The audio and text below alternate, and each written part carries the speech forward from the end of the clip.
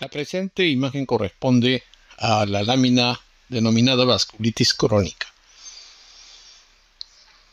La vasculitis corresponde a un proceso inflamatorio que afecta fundamentalmente capilares, vénulas y vasos que pueden ser pequeños, medianos e inclusive grandes vasos. La vasculitis es un proceso inflamatorio crónico que en ocasiones puede también contener un componente de tipo activo o agudo que puede comprometer vasos sanguíneos de una manera leve, moderada o severa, inclusive provocando necrosis de la pared vascular, lo que conocemos desde el punto de vista inmunológico como la necrosis fibrinoide de los vasos. Como todos ustedes recordarán, las vasculitis se clasifican de acuerdo a las características clínicas, a la histopatología y también a los resultados de los exámenes de laboratorio.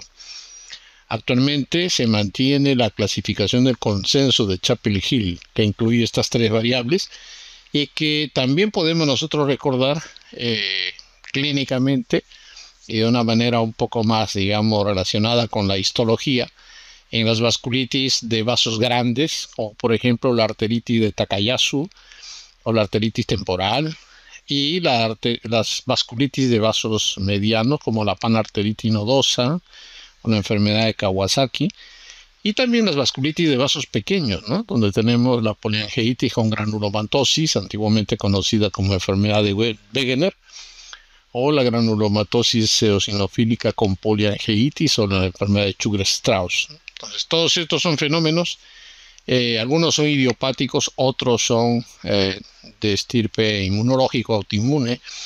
En común van a tener la afección fundamental de los vasos sanguíneos. Hemos dicho de vasos de mediano calibre, gran calibre o pequeño calibre.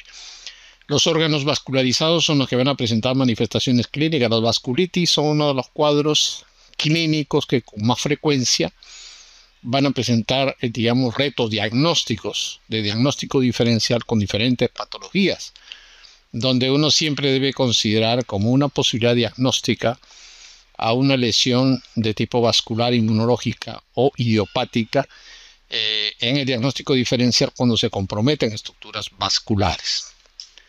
Desde el punto de vista anatómico e histológico, uno de los órganos más afectados es la retina, el riñón, sistema nervioso, puede ser el mismo corazón, pero de lejos también, y desde el punto de vista clínico, podemos nosotros apreciar vasculitis en la piel. Y justamente este preparado histológico que tenemos aquí, que corresponde a una biopsia de piel y de tejido celular subcutáneo, ¿no? Entonces podemos ver que la biopsia de piel en la práctica médica del patólogo son bastante frecuentes, ¿no? Constituyen una de las partes más accesibles a la toma de muestra y generalmente lo que recibimos son pequeños fragmentos de piel de 2, 3, 4 o 5 milímetros que se obtienen clínicamente y que podemos nosotros luego evaluar al microscopio. Este es un preparado histológico, esta es una vista panorámica de una biopsia de piel en un paciente con diagnóstico de vasculitis crónica o de vasculitis. Lo que podemos apreciar aquí son cortes seriados o fragmentados de la misma muestra. Vemos aquí hasta 3 fragmentos, donde escogemos nosotros la zona que mejor podamos apreciar, ¿no? La imagen inferior podemos ver los componentes de la piel y recordar, ¿no? La epidermis hacia la parte superior, un poco más oscura, con sus características capas, que no lo vamos a recordar, porque ustedes ya en histología hicieron y recuerdan muy bien las características de la epidermis. Luego tenemos la dermis papilar, inmediatamente por debajo, luego la dermis reticular. Vamos a ver algunas estructuras como corresponde a los anexos cutáneos, folículo piloso, por ejemplo, estructuras de tipo glándulas ecrinas y un tejido conectivo incrementado. Vemos algunas gruesas bandas de colágeno algo fragmentado, pero hay algo más que nos llama la atención, es que hay un componente inflamatorio que lo podemos ver en el límite entre la dermis papilar y la reticular, como conglomerados de tipo linfoide, y acá también lo podemos ver, y lo podemos ver también en profundidad, asociado fundamentalmente a las estructuras vasculares, ¿no? Que hay estructuras vasculares, arteriolares, y podemos ver que hay un componente inflamatorio. Esta es una vista de mediano acercamiento, luego vamos a poner mayor acercamiento, pero me gusta que primero se haga una valoración y una exploración panorámica, en vista panorámica o de mediano acercamiento, para ver todos los preparados. Esta, por ejemplo, este es otro fragmento del mismo paciente, y vemos el epitelio escamoso estratificado plano queratinizante de la piel, ¿no? Debajo vemos la dermis papilar un poquito engrosada, y por debajo vemos estas estructuras acompañadas de linfocitos, que en realidad son los vasos sanguíneos, que a manera de manguitos inflamatorios están rodeados de elementos inflamatorios. Y fíjense que además de eso se acompaña de un proceso, digamos, de engrosamiento del tejido conectivo intersticial, ¿no? Vemos gruesas bandas de colágeno distribuidas en diversas orientaciones, lo cual traduce un fenómeno crónico en realidad. Este es un proceso crónico que tiene ya una afección del mesénquima, del tejido conectivo intersticial, del subcutáneo, donde vamos a ver un endurecimiento y un engrosamiento de tejido conectivo. Pero ahora pongamos atención en estos manguitos inflamatorios que rodean a las estructuras vasculares, donde veamos vasos, y fíjense cómo hay un trayecto serpiginoso, ¿no? Vemos que los vasos tienen también ese trayecto serpiginoso, pero no los veríamos tan bien si no tuvieran este componente inflamatorio alrededor. Es lo que llama la atención, y está en los vasos arteriolares, tanto superficiales de dermis papilar como la dermis reticular, la zona profunda. Vamos a ver el componente inflamatorio alrededor de los vasos. Bien, entonces vamos a colocar mayor acercamiento y podemos nosotros apreciar efectivamente que son estructuras vasculares. Estas estructuras vasculares están rodeadas de elementos de tipo inflamatorio aparentemente crónico solamente, pero lo vamos a ver a mayor acercamiento, ¿no? Entonces, un detalle importante para la sospecha histológica de que se trata de una vasculitis es justamente esa para el patólogo: identificar que el cuadro inflamatorio está rodeando las estructuras vasculares, siguiéndolas en un trayecto algo serpiginoso, y luego a mayor acercamiento veremos pues las características de estos elementos inflamatorios. Fíjense aquí, podemos ver con más detalle los elementos inflamatorios.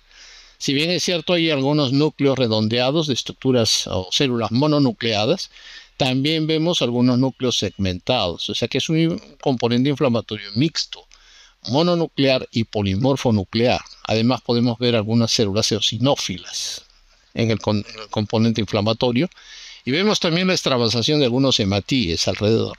La estructura de la pared vascular también está mortificada, está parcialmente alterada por la infiltración de los elementos inflamatorios, tanto mononucleares como polimorfonucleares neutrófilos.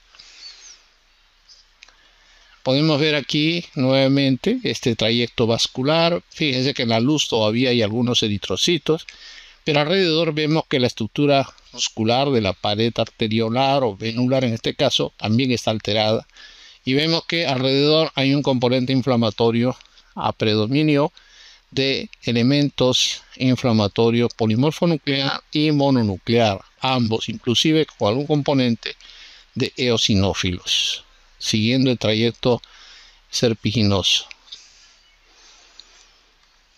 Bien, entonces esta es la primera lámina de vasculitis crónica. El diagnóstico incluye, como hemos visto, las manifestaciones clínicas, la ubicación de la lesión, el tiempo de enfermedad, los exámenes de laboratorio y la evaluación histológica para ver el predominio o la afección de qué tipo de vasos estamos hablando, si son arteriolas como en este caso, qué tipo de componente inflamatorio tenemos, y además podemos recurrir a algunos exámenes auxiliares como la inmunofluorescencia directa para hacer una evaluación de entidades que pueden estar afectando a la piel, como por ejemplo enfermedades de tipo autoinmune. Las vasculitis también pueden acompañarse de un cuadro autoinmune en el lupus eritematoso, por ejemplo, u otras enfermedades que pueden identificar inmunocomplejos en la inmunofluorescencia directa. Este es un preparado que corresponde a úlcera tífica.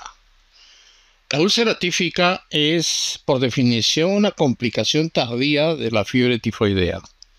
La fiebre tifoidea, como ustedes recuerdan, es una enfermedad infectocontagiosa producida por la Salmonella typhi.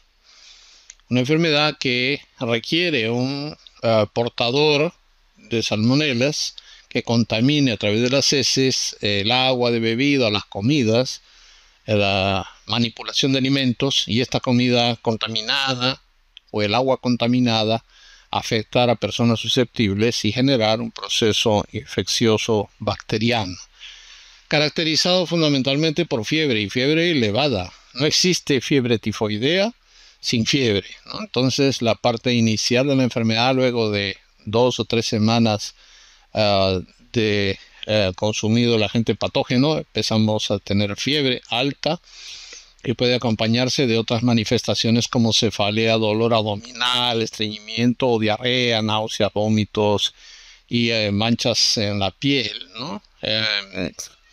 La lesión puede pasar a una fase más tardía. Hablamos ya de varias semanas donde podemos tener complicaciones serias. Una de las principales complicaciones, si es que no se resolvió el caso, no se dio un tratamiento a tiempo, es justamente las úlceras intestinales. En este caso, las úlceras a nivel ileal, ¿no? En la porción distal del ilio, cerca al ciego, y a veces también afecta la mucosa colónica, fecal, etcétera, ¿no? No es frecuente hoy en día encontrarnos con estas complicaciones. No es frecuente tampoco en países desarrollados donde los sistemas de saneamiento ambiental son adecuados tener fiebre tifoidea, ¿no? Y cuando hay estos casos, pues no se reportan epidemiológicamente, se hace un seguimiento de los portadores, etcétera. En nuestro medio todavía hay casos y cuando no hay un tratamiento adecuado pueden haber complicaciones. Las complicaciones son más raras, puesto que el tratamiento a raíz de la aparición del cloranfenicol muchos años ya atrás, disminuyó mucho las complicaciones severas, ¿no? Cuando existe la úlcera intestinal, y esto se ha visto, por ejemplo, en especímenes de autopsia, uno tiene un diagnóstico diferencial de las lesiones ulceradas a nivel del ilion terminal. Pues podemos en nuestro medio estar observando un paciente con una úlcera ilial por tuberculosis, que es bastante común también tener este proceso infeccioso en nuestro medio. Otros diagnósticos diferenciales de úlceras a nivel intestinal delgado, especialmente a nivel ileal, están relacionadas con el consumo de AINES, y esto es más común en el mundo desarrollado y también en el tercer mundo, con un consumo, digamos, indiscriminado de antiinflamatorios que puede en algunos casos ser la causa de una lesión ulcerativa o microúlceras a nivel ileal con sangrado digestivo. Entonces, estas úlceras ileales pueden provocar gran dolor. Ya el paciente puede no tener fiebre, pero puede tener dolor abdominal intenso y el riesgo de las úlceras ileales que puedan perforarse, ¿no? Sabemos que a nivel del ilion terminal tenemos las famosas placas de Peyer, que es el tejido linfoide que se encuentra muy incrementado o activo. En este preparado nosotros podemos ver desde el punto de vista panorámico un corte de la pared intestinal delgada, ilion terminal. Y vamos a reconocer sus partes, ¿no? Vemos la parte interna, la mucosa, que es algo irregular. Acá podemos identificar algunas formaciones glandulares, pero hacia la parte media y superior se hace más difícil ubicar las luces glandulares. Más bien vemos un cierto engrosamiento y una hipercromasia con bordes algo irregulares y mucha celularidad, pero no podemos reconocer panorámicamente las estructuras glandulares que sí podemos ver en la parte inferior. Luego la submucosa también se encuentra comprometida por estas células que se ven algo más oscuras. Hay zonas hemorrágicas, hay cierto edema que producen un engrosamiento en áreas de toda la mucosa y en áreas un cierto adelgazamiento. Luego vemos la capa muscular propia del intestino, circular interna y longitudinal externa, famosa cile, que también se ve algo edematizada, más pálida. Y finalmente en la parte externa la serosa, que también está engrosada y también se ve algo irregular y un poco celular hacia esta zona, ¿no? Entonces vamos a ver un mayor acercamiento, empezando por la zona donde vemos las estructuras glandulares. Acá podemos ver a mayor acercamiento las estructuras glandulares, ¿no? Las proyecciones de la mucosa ileal. Vemos las células mucosas, ¿no? Que son algo transparentes, con vacuolas de moco, y estas proyecciones y las criptas entre las células, ¿no? Que de manera característica nos hablan de intestino delgado. Y vemos luego la membrana basal epitelial y por debajo la lámina propia, vasos sanguíneos. Vemos una preservación de la arquitectura ileal. Sin embargo, a esta zona todavía no podemos apreciar el componente de la placa de Peyer. Conforme vamos avanzando por la superficie mucosa, vemos que empieza a aparecer una alteración en cuanto a la estructura glandular. Vemos que las criptas se acortan, las glándulas también disminuyen en número, la membrana basal se ve algo fragmentada y por debajo empieza a aparecer un denso manto de elementos celulares inflamatorios a predominio mononuclear. Vemos la superficie mucosa cada vez más acortada en tamaño, las criptas glandulares menos visibles, las células se hacen más hipercromáticas de tipo reactivo y se van perdiendo finalmente hacia la parte más proximal a la lesión ulcerada. Entonces aquí vemos la úlcera típica, caracterizada por la pérdida de la estructura glandular de la mucosa, con zonas hemorrágicas, como vemos acá, y un denso componente inflamatorio mixto, mononuclear y polimorfo nuclear neutrófilo. Después analizaremos en detalle. Este componente inflamatorio crónico se profundiza, no solamente se queda en la mucosa, sino abarca la submucosa, ¿no? Como vemos aquí, no está exento de hemorragia. Fíjense cómo hay una pérdida de continuidad de la mucosa, hay hay tejido de granulación en esta área, vasos sanguíneos neoformados, elementos inflamatorios y una irregularidad del tejido. Fíjense, vemos estructuras vasculares pequeñas acompañadas de numerosos elementos de tipo inflamatorio. Incluso vemos un material de fibrina en la superficie, que seguro si el cirujano lo ve en la superficie va a ver no solo una coloración rojiza de la úlcera, sino también un material blanquecino o blanquecino amarillento que recubre la superficie. Entonces, tejido de granulación, fibrina, extravasación de hematíes. Fíjense, los vasos están alterados, hay un sangrado. Es probable que este paciente haya presentado un sangrado digestivo. Cuando en la autopsia vemos una úlcera ileal, tenemos que hacer un diagnóstico diferencial con tuberculosis. Generalmente, desde el punto de vista macroscópico, la úlcera tuberculosa tiende a ser transversal a los pliegues de la mucosa, mientras que la de tipo tífica es vertical. Entonces, esa diferencia macroscópica puede contribuir. Pero también la histología, porque si esto fuera una úlcera tuberculosa, estaríamos viendo granulomas tuberculosos. Y lo que estamos viendo es un denso componente inflamatorio. Vamos a colocar mayor acercamiento. Y fíjense ustedes, lo que vemos aquí son elementos celulares, células de citoplasma amplio eosinófilo, que son los macrófagos. Hay múltiples macrófagos y hay otras células que tienen un núcleo excéntrico. Fíjense aquí, lateralizado. Esto es una célula plasmática. Y también hay linfocitos pequeños de núcleo muy oscuro, casi negro. Fíjense, linfocitos, células plasmáticas y macrófagos, numerosos macrófagos. Esa es la característica de este fondo de úlcera, donde vemos un componente predominantemente mononuclear. O sea, más que polimorfo nuclear, es mononuclear. Por supuesto que también vamos a encontrar algún elemento de tipo inflamatorio agudo, pero lo que predomina es el componente mononuclear. Un detalle importante que ha sido descrito en la úlcera tífica es la presencia de fagocitosis de eritrocitos. Entonces, algunos macrófagos pueden tener en el citoplasma algunos fagosomas, y estos fagosomas van a tener algunos eritrocitos fragmentados o visibles todavía en el citoplasma. A estas células se le denominó tifocito, ¿no? Tifocito, haciendo referencia a que era una célula característica de la enfermedad por la complicación de la úlcera tífica. Sin embargo, no es patognomónica, pero es importante señalarla, ¿no? Porque la mayor parte de estas estructuras son macrófagos, hay eritrocitos en muchos sitios, y lo que estamos viendo entonces es la lesión ulcerada en sí, un fondo ulcerado, una pérdida de la continuidad de la mucosa, tejido de granulación, numerosos macrófagos, extravasación de hematíes, un compromiso de mucosa a su mucosa, pero también, fíjense, llegando a la muscular propia, no está exenta de inflamación. Recuerden ustedes que vieron apendicitis aguda, y en apendicitis aguda veíamos el edema, separación de fibras y elementos inflamatorios.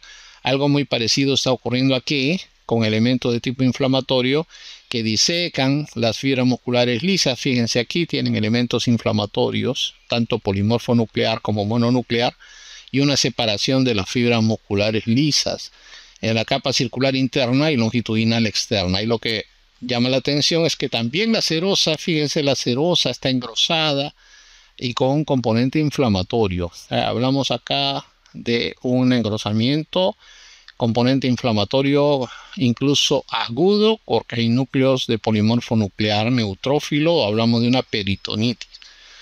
Entonces hay un compromiso de la serosa peritoneal aquí del órgano, y esto traduce pues un componente inflamatorio que es transmural, no solamente afecta a mucosa, sino su mucosa muscular propia y serosa, ¿no? El riesgo de una complicación mayor en una úlcera tífica es la perforación tífica con la consecuente peritonitis diseminada y un cuadro séptico. La siguiente lámina corresponde a pielonefritis crónica. Pielonefritis crónica es un proceso inflamatorio crónico que afecta tanto el sistema pielocalicial como la parte córtico-medular del riñón. Estamos viendo un preparado histológico que corresponde a un corte histológico de una pieza operatoria de riñón, más cápsula renal, más grasa perirenal. Entonces vemos aquí el tejido córtico-medular y parte de la pelvis renal, que se ve bastante irregular, un poco adelgazado y muy hipercromático. Luego vemos la cápsula renal y vemos la grasa perirenal, que está adherida firmemente a la cápsula gerota.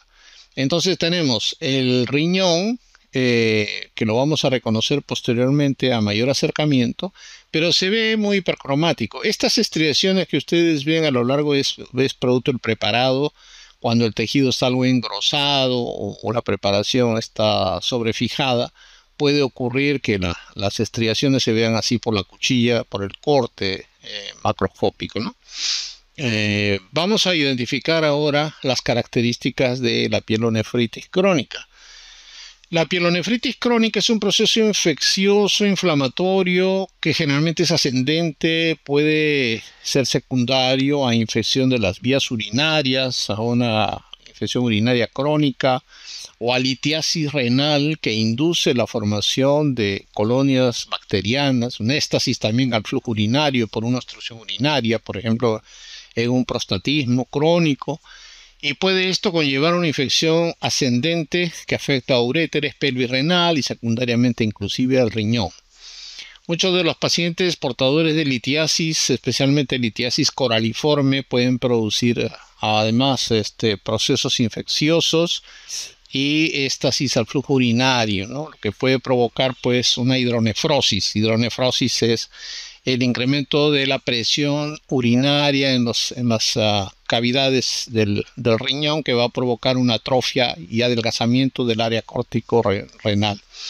El término pielonefritis crónica, les hago referencia, es un término clínico, ¿no? El clínico habla de pielonefritis crónica para referirse a un proceso infeccioso, inflamatorio, que afecta la pelvis renal, el riñón mismo, y que tiene un curso y una evolución crónica.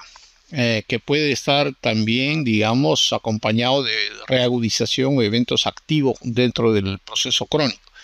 El término patológico correcto es nefritis intersticial crónica.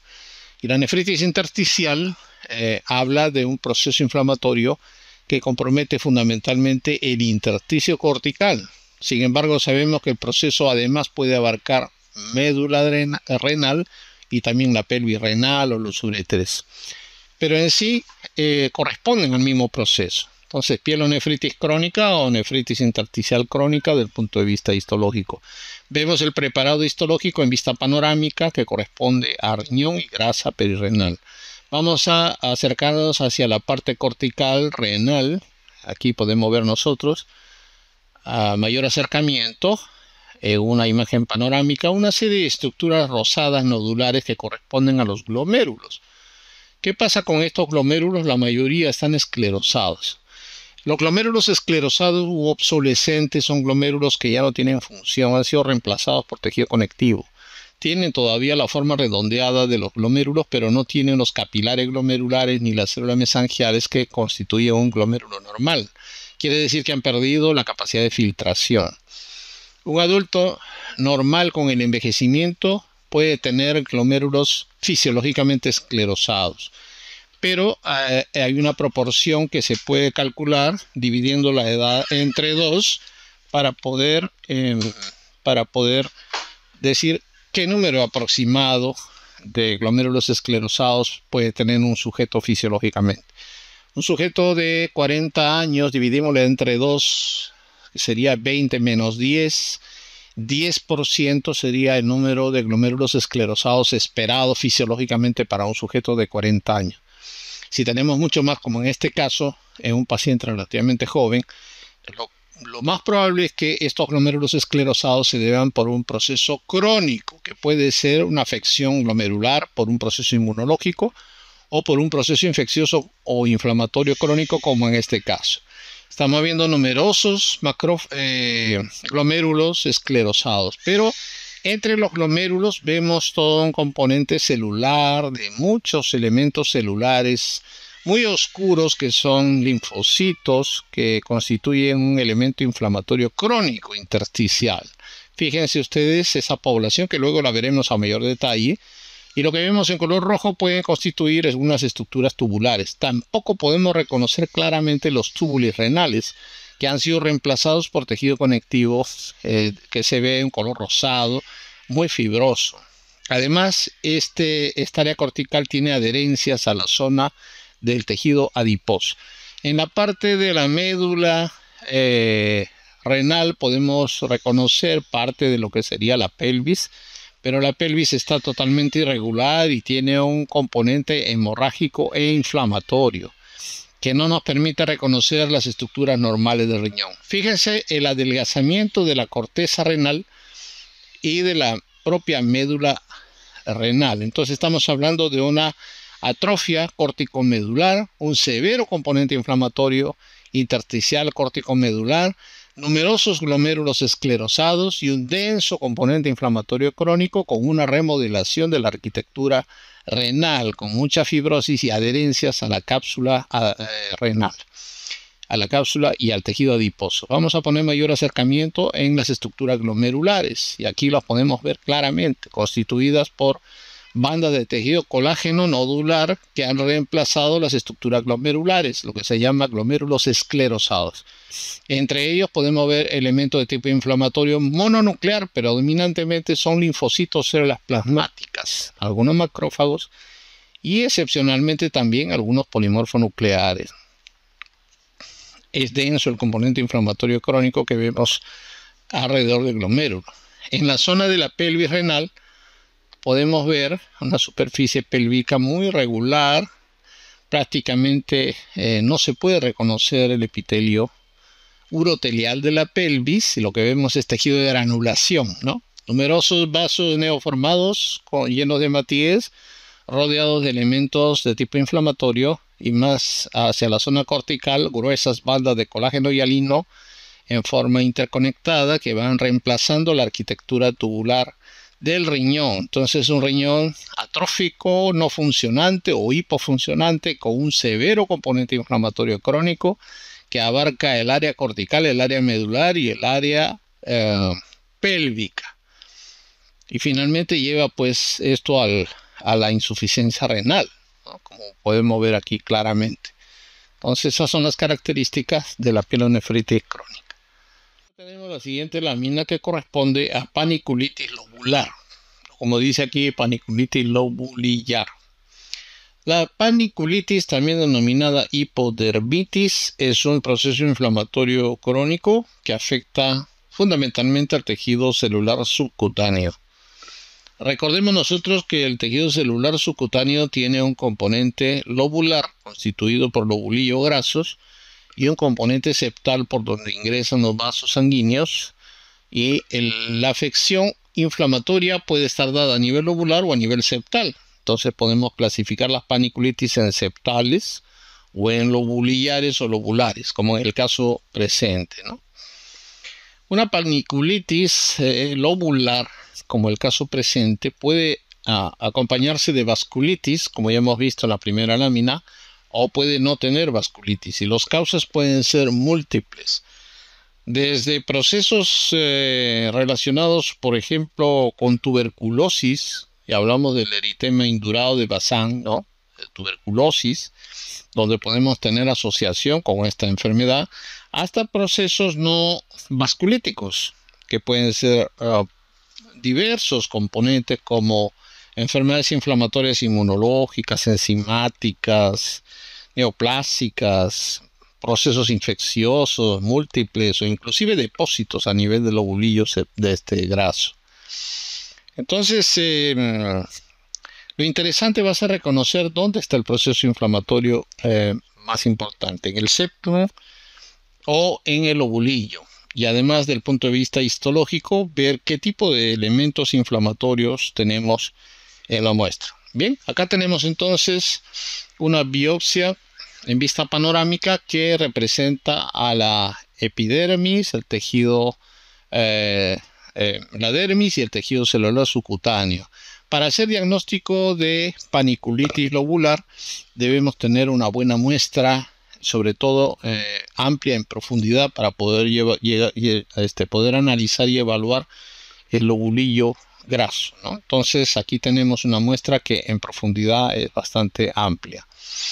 Entonces, acercándonos a la muestra, vamos a reconocer nuevamente el epitelio escamoso estratificado plano no queratinizado, la dermis papilar, constituida por tejido conectivo. Luego vemos algunas estructuras anexas, como las glándulas sudoríparas. Y luego vamos pasando la dermis profunda. Vemos aquí algunas estructuras también anexas. Y ya nos vamos al lobulillo. Y habíamos dicho que hay dos partes importantes en reconocer. El lobulillo graso, constituido por elementos adiposos maduros, y los septos que contienen estructuras vasculares, ¿no? Como acá podemos ver, vasos sanguíneos. La inflamación podría estar predominando a nivel septal o a nivel lobular o lobulillar. Vemos acá los lobulillos que tienen un componente inflamatorio. Acá hay menos, y acá sí hay mucho más componente inflamatorio. Mucho más que en los septos. Acá el componente inflamatorio entonces es lobular. Por eso se llama paniculitis lobular. El componente inflamatorio está predominando en los lobulillos. Les recomiendo siempre que el análisis, la evaluación de la lámina siempre se haga inicialmente en panorámico, ¿no? Para poder reconocer las estructuras, y luego vamos incrementando el análisis hacia una imagen de mayor acercamiento. Entonces vamos a poner énfasis en el lobulillo. Y vemos acá la estructura lobulillar, donde las células adiposas maduras que vemos a la derecha no son adipocitos maduros, ¿verdad? Con esos citoplasmas pálidos. Se ven así porque al tratarse con el formol, la grasa se licúa o se disuelve y se pueden ver solamente los espacios. Pero en la parte central podemos ver, además de las células adiposas, vemos elementos inflamatorios. Son macrófagos espumosos, ¿no? Numerosos macrófagos que tienen un citoplasma vacuolado, y vienen acá, que están comprometiendo estas células adiposas. Entonces tenemos aquí macrófagos espumosos de citoplasma vacuolado, pálido, entre las células adiposas maduras, ¿no? Y esto está en el lobulillo mismo. Hacia la parte más inferior vamos a ir a otra zona. Aquí tenemos otra zona donde encontramos un componente inflamatorio también a nivel del lobulillo. Fíjense que aquí hay una formación ligeramente granulomatosa, o por lo menos una distribución algo granulomatoide, porque las células se, digamos, disponen de una manera nodular. Pero vamos a ver que los elementos inflamatorios, muchos de ellos son de tipo polimorfo nuclear, y aquí algunos macrófagos también. Da la impresión que en el centro hay alguna estructura de tipo vascular. Y es que mucho se asocia el componente de la paniculitis lobular también con vasculitis, ¿no? Entonces es probable, pues acá ya no se puede reconocer estructuralmente la pared de un vaso sanguíneo, pero tiene una conformación nodular, o sea, es un proceso inflamatorio que tiene relación con una estructura vascular que en este caso ya no se puede reconocer, ¿no? Adopta una disposición ligeramente granulomatoide. Y acá tenemos otra estructura donde no se ve muy bien por la resolución y digamos, no está muy bien enfocado, pero podemos ver estructuras vasculares, algunos elementos inflamatorios que corresponden a macrófagos con una disposición ligeramente granulomatoide. Recuerden que un diagnóstico diferencial en paniculitis lobular es el eritema indurado de Bazán, ¿no? Que está asociado con tuberculosis, ¿no? Entonces podríamos encontrar lesiones cutáneas que habitualmente se pueden ubicar en la zona de miembros superiores, inferiores, especialmente en las pantorrillas, subcutáneas, eritematosas, rojizas en pacientes también afectados por tuberculosis. Se dice que también puede haber lesiones de tipo vasculitis, como en este caso, afectando los vasos sanguíneos, pero siempre ubicados en los lobulillos. Entonces, en conclusión, el proceso inflamatorio está orientado y relacionado más a los lobulillos que a los septos, una estructura que se puede ver en la biopsia profunda de la piel y el subcutáneo, y lo que corresponde entonces a una paniculitis lobular. El diagnóstico diferencial es bastante amplio. En este caso tenemos signos de vasculitis e inflamación netamente lobular. La siguiente lámina corresponde a colecistitis crónica. La colecistitis crónica es el proceso inflamatorio crónico de la vesícula biliar. Es un proceso que con mucha frecuencia se presenta en la práctica clínica y patológica. Es uno de los especímenes que más estudiamos los patólogos a diario. Que la vesícula biliar es un órgano que, si bien es cierto no produce la bilis, concentra y almacena la bilis y puede ser asiento de numerosos cálculos que pueden ser de diferentes tipos, pigmentarios, de colesterol, o tener componente de calcio, etc. La vesícula biliar con frecuencia puede ser asiento de procesos inflamatorios crónicos, que asociados muchas veces a la litiasis o no, simplemente a veces a barro biliar, enlentecimiento del flujo biliar, puede infectarse, puede inflamarse y producir dolor cólico, típico en el hipocondrio derecho, que puede remitir a los antiespasmódicos, pero en ocasiones el dolor es tan intenso, extremo, o amerita muchas veces una cirugía y hacer la colecistectomía, ¿no? El retiro de la vesícula biliar. La vesícula biliar tiene dos caras, una serosa y una hepática, y debe analizarse macroscópicamente por el patólogo, hacer las mediciones, el corte y ver si tiene cálculos, revisar la mucosa, etc. y poner cortes de la zona del cístico y del cuerpo vesicular. Bien, esta es una vista panorámica de un preparado histológico que corresponde a vesícula biliar, coloreada con hematoxilina eosina. Vemos la cara interna del saco vesicular y vemos los pliegues mucosos, vemos las proyecciones de la mucosa hacia la luz, unas proyecciones irregulares, dicho sea de paso, porque hay zonas que están ulceradas, como aquí, donde no vemos la continuidad normal del epitelio mucoso glandular. La pared además está sumamente engrosada, no podemos reconocer con facilidad las fibras musculares lisas y otras estructuras porque está homogenizada y de un color algo más oscuro. Hay zonas hemorrágicas y hay un engrosamiento notable y hay una inflamación que compromete toda la pared. Entonces eso lo podemos ver en panorámico.